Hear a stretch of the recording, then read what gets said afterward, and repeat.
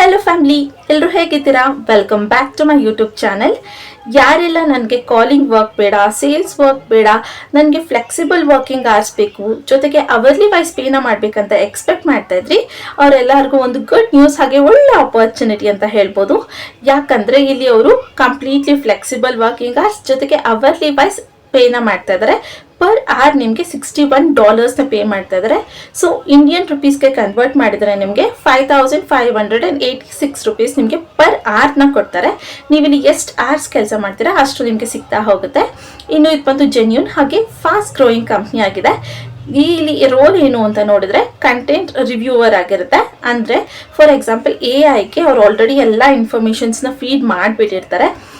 ಒಂದು cycle photo ಇಟ್ಟು ಅದು ಸೈಕಲ್ ಅನ್ನೋದನ್ನ ಮೆನ್ಷನ್ ಮಾಡಿರ್ತಾರೆ. ಬಟ್ ನೀವಲ್ಲಿ ಏನು ಕೆಲಸ ಮಾಡಬೇಕಂದ್ರೆ ಸ್ಪೆಲ್ಲಿಂಗ್ ಕರೆಕ್ಟ್ ಆಗಿದೆಯಾ, ವರ್ಡಿಂಗ್ ಕರೆಕ್ಟ್ ಆಗಿದೆಯಾ ಅಂತ ಜಸ್ಟ್ ಚೆಕ್ ಮಾಡುವಂಥದ್ದು ನಿಮ್ಮ ಕೆಲಸ. ತಪ್ಪಾಗಿದ್ರೆ ಅದನ್ನು ಕರೆಕ್ಟ್ ಮಾಡಬೇಕಾಗಿರುತ್ತೆ, ಸರಿ ಇತ್ತು ಅಂದರೆ ಜಸ್ಟ್ ಹಾಗೆ ಬಿಡಬೇಕಾಗಿರುತ್ತೆ. ಇದು ನಿಮ್ಮ ಕೆಲಸ ಆಗಿರುತ್ತೆ. ತುಂಬ ಸಿಂಪಲ್ ಆಗಿ ಇಲ್ಲಿ ನೀವು ಕೆಲಸನ ಮಾಡ್ತಾ ಹೋಗ್ಬೋದು, ಕಷ್ಟನೇ ಇರೋದಿಲ್ಲ. ಆಲ್ರೆಡಿ ನಿಮಗೆ ಡೇಟಾ ಕೊಟ್ಟಿರ್ತಾರೆ, ಅದು ಕರೆಕ್ಟ್ ಆಗಿದೆಯಾ ಇಲ್ವಾ ಅಂತ ಚೆಕ್ ಮಾಡೋದಷ್ಟೇ ನಿಮ್ಮ ಕೆಲಸ. ಇನ್ನು ಇದು ಬಂದು ಕಂಪ್ಲೀಟ್ಲಿ ಹಾಗೆ 100% ವರ್ಕ್ ಫ್ರಮ್ ಹೋಮ್ ಇದೆ. ಯಾವುದೇ ರೀತಿ ಆಫೀಸ್ ವರ್ಕ್ಸ್ ಇಲ್ಲಿ ಇರೋದಿಲ್ಲ. ನಿಮ್ಮ ಮನೆಯಿಂದ ಕಂಫರ್ಟಬಲ್ ಆಗಿ ನೀವು ಇಲ್ಲಿ ಕೆಲಸನ ಮಾಡ್ಬೋದು. ಇನ್ನು ಎಲಿಜಿಬಿಲಿಟೀಸ್ ನೋಡಿದ್ರೆ ಯಾರೆಲ್ಲ 10th ಪಾಸ್ ಆಗಿದ್ದೀರಾ ಅಥವಾ PUC ಪಾಸ್ ಆಗಿದ್ದೀರಾ, ಯಾರೆಲ್ಲ ಡಿಗ್ರಿ, ಡಿಪ್ಲೊಮೊ ಈ ರೀತಿಯಾದಂಥ ಕೋರ್ಸಸ್ನ ಮಾಡ್ಕೊಂಡಿದ್ರೆ ಇಲ್ಲಿ ಅಪ್ಲೈನ ಮಾಡ್ಬೋದು. ನೀವು ಜಸ್ಟ್ 10th ಪಾಸ್ ಆಗಿದ್ರು ಕೂಡ ಸಾಕಾಗುತ್ತೆ. ಫ್ರೆಷರ್ಸ್ ಆದರೂ ಕೂಡ ಅಪ್ಲೈನ ಮಾಡ್ಬೋದು, ಎಕ್ಸ್ಪೀರಿಯನ್ಸ್ ಇದ್ರೂ ಕೂಡ ಅಪ್ಲೈನ ಮಾಡ್ಬೋದು. ಜಾಸ್ತಿ ಎಕ್ಸ್ಪೀರಿಯನ್ಸ್ ಇರೋರಿಗೆ ಇಲ್ಲಿ ಪ್ರಿಫರ್ನ ಮಾಡ್ತಾ ಇದ್ದಾರೆ, ಬಟ್ ಫ್ರೆಷರ್ಸ್ ಕೂಡ ಟ್ರೈ ಮಾಡ್ಬೋದು. ಇನ್ನು ಇಲ್ಲಿ ಫ್ಲೆಕ್ಸಿಬಲ್ ವರ್ಕಿಂಗ್ ಅವರ್ಸ್, ಯಾವುದೇ ರೀತಿ ಟೈಮಿಂಗ್ಸ್ ಇರೋದಿಲ್ಲ, ಕಂಪ್ಲೀಟ್ಲಿ ಫ್ಲೆಕ್ಸಿಬಲ್ ಇದೆ. ನಿಮಗೆ ಯಾವಾಗ ಆಗುತ್ತೆ ಆವಾಗ ನೀವು ಇಲ್ಲಿ ವರ್ಕ್ನ ಮಾಡ್ಬೋದು. ಬಟ್ ಅವರ್ಲಿ ವೈಸಲ್ಲಿ ನಿಮಗೆ ಪೇನ ಮಾಡ್ತಾರೆ. ಆಲ್ರೆಡಿ ನಾನು ನಿಮಗೆ ಹೇಳಿರೋ ಹಾಗೆ ಪರ್ ಆರ್ ಇಲ್ಲಿ ನಿಮಗೆ $61 ಪೇ ಮಾಡ್ತಾ ಇದ್ದಾರೆ. ಅಂದರೆ ಇಂಡಿಯನ್ ರುಪೀಸ್ಗೆ ಕನ್ವರ್ಟ್ ಮಾಡಿದ್ರೆ 5586 ಸಮಥಿಂಗ್ ನಿಮಗೆ ಪರ್ ಆರ್ ಬರುತ್ತೆ. ಸೊ ನೀವಿಲ್ಲಿ ಎಷ್ಟು ಅವರ್ ಕೆಲಸ ಮಾಡ್ತೀರಾ ಅಷ್ಟು ನೀವಿಲ್ಲಿ ಜಾಸ್ತಿ ಅರ್ನಿಂಗ್ಸ್ನ ಮಾಡ್ತಾ ಹೋಗ್ಬೋದು. ಸೊ ಒಂದು ಸಿಂಪಲ್ ಹಾಗೆ ಎಲಿಗೆಂಟ್ ಆಗಿರೋಂಥ ಕೆಲಸ ಅಂತ ಹೇಳ್ಬೋದು. ಯಾವುದೇ ರೀತಿ ಕಾಲ್ ಮಾಡಬೇಕು, ಇಮೇಲ್ ಮಾಡಬೇಕು, ಪ್ರೆಷರ್ ಇರುತ್ತೆ, ಟಾರ್ಗೆಟ್ಸ್ ಇರುತ್ತೆ ಅನ್ನೋದು ಏನೂ ಇಲ್ಲ. ನೀವೇನಾದ್ರು ಸ್ಟೂಡೆಂಟ್ಸ್ ಆದರೂ, ಹೌಸ್ ವೈಫ್ಸ್ ಆದರೂ, ಅಥವಾ ಆಲ್ರೆಡಿ ವರ್ಕ್ ಮಾಡ್ತಾ ಇದ್ದೀನಿ, ಅಥವಾ ನಾನು ರಿಟೈರ್ಡ್ ಪರ್ಸನ್ ಆದರೂ ಕೂಡ ನೀವಿಲ್ಲಿ ಅಪ್ಲೈನ ಮಾಡ್ಬೋದು. ಎಲ್ಲರಿಗೂ ಕೂಡ ಓಪನಿಂಗ್ಸ್ ಇದೆ. ಯಾವುದೇ ರೀತಿ ಜೆಂಡರ್ಸ್ ಡಿಸ್ಕ್ರಿಮಿನೇಷನ್ಸ್ ಎಲ್ಲ ಬಾಯ್ಸ್ ಹಾಗೆ ಗರ್ಲ್ಸ್ ಇಬ್ಬರು ಕೂಡ ಇಲ್ಲಿ ಅಪ್ಲೈನ ಮಾಡ್ಬೋದಾಗಿರುತ್ತೆ. ಇನ್ನು ಹೇಗೆ ಅಪ್ಲೈನ ಮಾಡಬೇಕು, ಏನೆಲ್ಲ ಸ್ಟೆಪ್ಸ್ ಫಾಲೋ ಮಾಡಬೇಕು, ಜೊತೆಗೆ ನೀವು ಎಕ್ಸಾಕ್ಟಾಗಿ ಏನು ಕೆಲಸ ಮಾಡಬೇಕು, ನಿಮ್ಮ ರೋಲ್ ಏನು, ಎಲ್ಲನೂ ಈ ವಿಡಿಯೋದಲ್ಲಿ ನಾನು ಡೀಟೇಲ್ ಆಗಿ ಎಕ್ಸ್ಪ್ಲೇನ್ನ ಮಾಡಿದ್ದೀನಿ. ಸೊ ಮಿಸ್ ಮಾಡಿದೆ ಹಾಗೆ ಸ್ಕಿಪ್ ಮಾಡಿದೆ ಎಂಡ್ವರೆಗೂ ನೋಡಿ. ಜೊತೆಗೆ ಅಪ್ಲೈ ಮಾಡುವಂಥ ಲಿಂಕ್ನ ನಾನು ನನ್ನ ಡಿಸ್ಕ್ರಿಪ್ಷನ್ ಬಾಕ್ಸಲ್ಲಿ ಕೊಟ್ಟಿರ್ತೀನಿ, ಅಲ್ಲಿ ಹೋಗಿ ನೀವು ಡೈರೆಕ್ಟಾಗಿ ಅಪ್ಲೈನ ಮಾಡ್ಬೋದು. ಇವತ್ತಿನ ವಿಡಿಯೋ ನಿಮಗೆ ಸ್ವಲ್ಪ ಆದರೂ ಇಷ್ಟ ಅಥವಾ ಯೂಸ್ಫುಲ್ ಅನಿಸ್ತು ಅಂದರೆ ಮಿಸ್ ಮಾಡದೆ ಒಂದು ಲೈಕ್ನ ಮಾಡಿ. ಜೊತೆಗೆ ಇನ್ನೂ ಯಾರೆಲ್ಲ ನನ್ನ ಚಾನಲ್ಗೆ ಸಬ್ಸ್ಕ್ರೈಬ್ ಆಗಿಲ್ಲ ಪ್ಲೀಸ್ ಸಬ್ಸ್ಕ್ರೈಬ್ ಆಗಿ. ಅದರಿಂದ ನಾನು ಹಾಕೋಂಥ ಎಲ್ಲ ಹೊಸ ವಿಡಿಯೋ ನೋಟಿಫಿಕೇಶನ್ಸ್ ಮೊದಲು ನಿಮಗೆ ಬಂದು ತಲುಪುತ್ತೆ. ಬನ್ನಿ. ಸೊ ನಾನಿವತ್ತು ನಿಮಗೆ ಲಿಂಕ್ಡ್ಇನ್ ಪ್ರೊಫೆಷ್ನಲ್ ವೆಬ್ಸೈಟಲ್ಲಿ ಪೋಸ್ಟ್ ಆಗಿರುವಂಥ ಜಾಬ್ ಬಗ್ಗೆ ಇನ್ಫಾರ್ಮೇಷನ್ನ ಕೊಡ್ತಾ ಇದ್ದೀನಿ. ರೋಲ್ ನೋಡಿದ್ರೆ ಕಂಟೆಂಟ್ ರಿವ್ಯೂವರ್ ಅಂತ ಕೊಟ್ಟಿದ್ದಾರೆ. ಸೊ ನಾನು ನಿಮಗೆ ಆಲ್ರೆಡಿ ಹೇಳಿರೋ ಹಾಗೆ AI-ಗೆ ಫೀಡ್ ಮಾಡಿರೋವಂಥದ್ದು ಅಥವಾ ಟ್ರೈನ್ ಮಾಡಿರೋವಂಥ ಇನ್ಫಾರ್ಮೇಷನ್ಸ್ ಅಥವಾ ಡೇಟಾಗಳನ್ನ ನಿಮಗೆ ಕಳಿಸ್ಕೊಡ್ತಾರೆ. ಅದು ಕರೆಕ್ಟಾಗಿದೆಯಾ ಇಲ್ವಾ ಅಂತ ನೀವು ರಿವ್ಯೂ ಮಾಡಿ ಚೆಕ್ ಮಾಡಿ ನೋಡಬೇಕಾಗಿರುತ್ತೆ. ಮಿಸ್ಟೇಕ್ಸ್ ಇದ್ದರೆ ಕರೆಕ್ಟ್ನ ಮಾಡಬೇಕು, ಇಲ್ಲ ಕರೆಕ್ಟಾಗಿತ್ತು ಅಂದರೆ ಜಸ್ಟ್ ಹಾಗೆ ಪ್ರೊಸೀಡ್ ಮಾಡಬೇಕಾಗಿರುತ್ತೆ. ಇದಕ್ಕೆ ನಿಮಗೆ $61 ಪರ್ ಆರ್ ನಿಮ್ಗೆ ಇಲ್ಲಿ ಕೊಡ್ತಾ ಇದ್ದಾರೆ. ಇಂಡಿಯನ್ ರುಪೀಸ್ಗೆ ನೀವು ಕನ್ವರ್ಟ್ ಮಾಡಿದ್ರೆ 5583 ಸಮಥಿಂಗ್, ಒಟ್ಟಿನಲ್ಲಿ ನಿಮಗೆ 5580 ರುಪೀಸ್ವರೆಗೂ ನಿಮಗೆ ಪರ್ ಆರ್ ಕೊಡ್ತಾ ಇದ್ದಾರೆ. ನೀವಿಲ್ಲಿ ಎಷ್ಟು ಅವರ್ಗಳು ಕೆಲಸನ ಮಾಡ್ತೀರಾ ಅಷ್ಟು ನಿಮಗೆ ಇಲ್ಲಿ ಜಾಸ್ತಿ ಆಗ್ತಾನೆ ಹೋಗುತ್ತೆ. ಸೊ ರಿಮೋಟ್ ವರ್ಕ್ ಅಂತ ಕೂಡ ಮೆನ್ಷನ್ನ ಮಾಡಿದ್ದಾರೆ. ಕಂಪ್ಲೀಟ್ಲಿ ಹಾಗೆ 100% ಇದು ವರ್ಕ್ ಫ್ರಮ್ ಹೋಮ್ ಇದೆ. ಯಾವುದೇ ರೀತಿಯಾದಂಥ ಆಫೀಸ್ ವರ್ಕ್ಸ್ ಅಥವಾ ಫೀಲ್ಡ್ ವರ್ಕ್ಸ್ ಇಲ್ಲಿ ಇರೋದಿಲ್ಲ.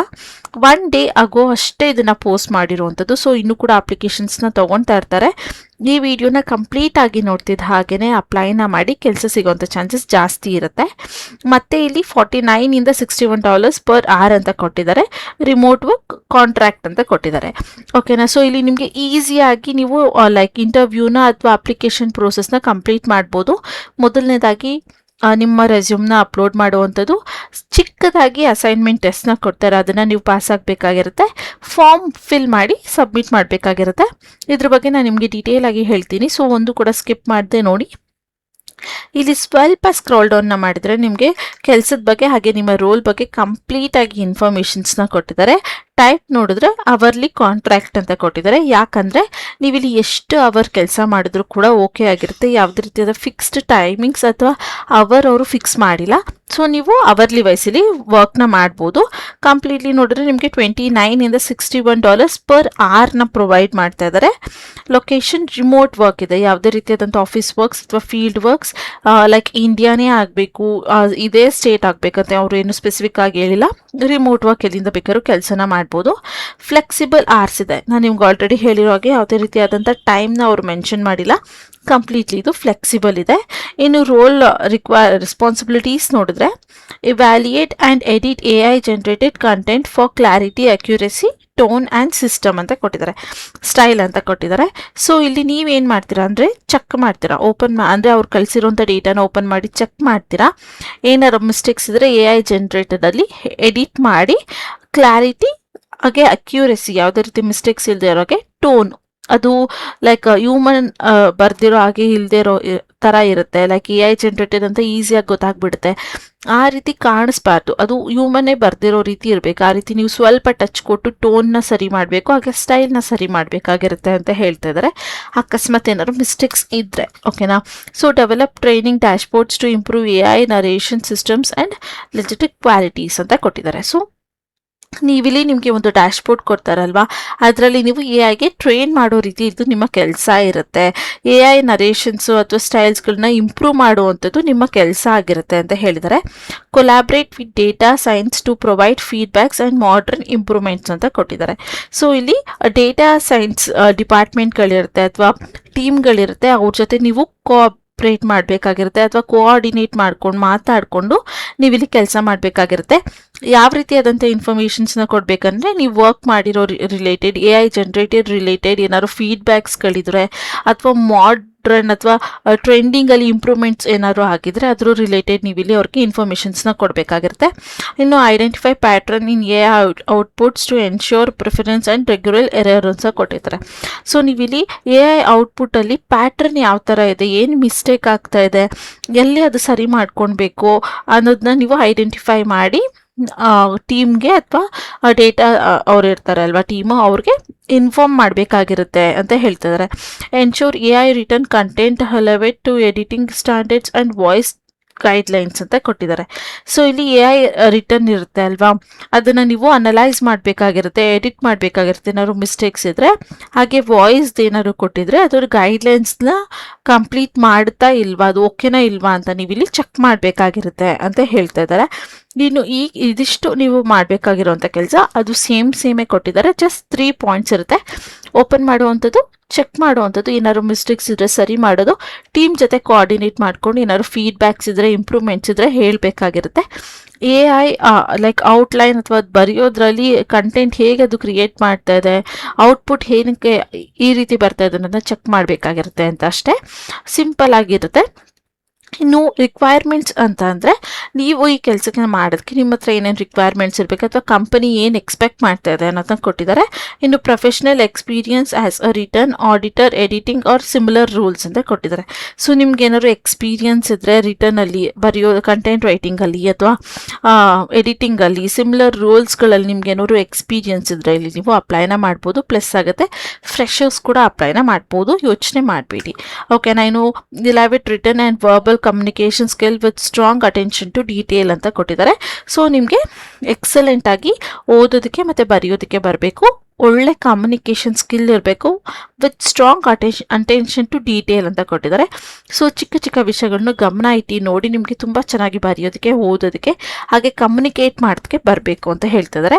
ಇನ್ನು familiar with AI tools, NLP contents or digital content platforms ಅಂತ ಕೊಟ್ಟಿದ್ದಾರೆ. ಸೊ ನಿಮಗಿಲ್ಲಿ AI ಟೂಲ್ಸ್ ಲೈಕ್ ChatGPT ಇರ್ಬೋದು ಅಥವಾ ಬೇರೆ ಯಾವುದೆಲ್ಲ AI ರಿಲೇಟೆಡ್ ಆ್ಯಪ್ಸ್ಗಳಿದೆ ಅದ್ರ ಬಗ್ಗೆ ನಿಮಗೆ ಐಡಿಯಾ ಇರಬೇಕು, ಗೊತ್ತಿರಬೇಕು ಸ್ವಲ್ಪ ಆದ್ರೂ. ಆಮೇಲೆ NLP ಕಂಟೆಂಟ್ಸ್ ಏನಿರುತ್ತೆ ಅದ್ರ ಬಗ್ಗೆ ಕೂಡ ಐಡಿಯಾ ಇರಬೇಕು. ಡಿಜಿಟಲ್ ಕಂಟೆಂಟ್ ಪ್ಲ್ಯಾಟ್ಫಾರ್ಮ್ಸ್ಗಳು ಏನೇನಿರುತ್ತೆ ಅದ್ರ ರಿಲೇಟೆಡ್ ಕೂಡ ನಿಮಗೆ ಸ್ವಲ್ಪನಾದ್ರು ಐಡಿಯಾ ಇರಬೇಕು ಅಂತ ಕೊಟ್ಟಿದ್ದಾರೆ. ಈ ಆ್ಯಪ್ಸ್ಗಳ ಬಗ್ಗೆ ನಿಮ್ಗೆ ಇನ್ಫಾರ್ಮೇಷನ್ಸ್ ಗೊತ್ತಿಲ್ಲ ಅಂದರೆ ನೀವು ಗೂಗಲಲ್ಲಿ ಬೇಕಾದ್ರೂ ಚೆಕ್ ಮಾಡ್ಬೋದು, ಇಲ್ಲ ಯೂಟ್ಯೂಬಲ್ಲಿ ಸರ್ಚ್ ಮಾಡಿದ್ರು ನಿಮಗೆ ಸಾಕಷ್ಟು ವೀಡಿಯೋಸ್ ಡಿಟೇಲ್ ಆಗಿ ಇರುತ್ತೆ, ಅದನ್ನು ನೋಡಿ ನೀವು ತಿಳ್ಕೊಳ್ಬೋದು. ಇನ್ನು ability to create and improve both long form and short form contents ಅಂತ ಕೊಟ್ಟಿದ್ದಾರೆ. ಸೊ ಇಲ್ಲಿ ನಿಮಗೆ ಜಸ್ಟ್ ಶಾರ್ಟ್ ಫಾರ್ಮ್ಸ್ ಮಾತ್ರ ಇರೋಲ್ಲ, ಲೈಕ್ 2-3 ಲೈನ್ಸ್ ಇರೋದಿಲ್ಲ, 5-6 ಲೈನ್ಸ್ ಅಥವಾ 10 ಲೈನ್ಸ್ 12 ಲೈನ್ಸ್ ಇರುವಂಥದ್ದು ಕೂಡ ಇಲ್ಲಿ ಡೇಟಾಸ್ಗಳಿರುತ್ತೆ, ಅಥವಾ AI ಜನರೇಟೆಡ್ ಸ್ಕ್ರಿಪ್ಟ್ಸ್ಗಳಿರುತ್ತೆ. ಅದನ್ನು ಕೂಡ ನೀವು ಡೀಟೇಲ್ ಆಗಿ ಕರೆಕ್ಟಾಗಿ ಕೆಲಸ ಮಾಡೋದಕ್ಕೆ ಆಗಬೇಕು ಅಂತ ಹೇಳ್ತಾ ಇದ್ದಾರೆ. ಇನ್ನು strong analysing skills and ability to work collaborating in a remote settings ಅಂತ ಕೊಟ್ಟಿದ್ದಾರೆ. ಸೊ ಇಲ್ಲಿ ನಿಮಗೆ ಅನಲೈಸ್ ಮಾಡೋ ಸ್ಕಿಲ್ಸ್ಗಳಿರಬೇಕು, ಏನು ಮಿಸ್ಟೇಕ್ಸ್ ಇದೆ, ಎಲ್ಲಿ ಏನು ಸರಿ ಮಾಡಬೇಕು ಅನ್ನೋ ಅನಲೈಸಿಂಗ್ ಸ್ಕಿಲ್ಸ್ ಇರಬೇಕು.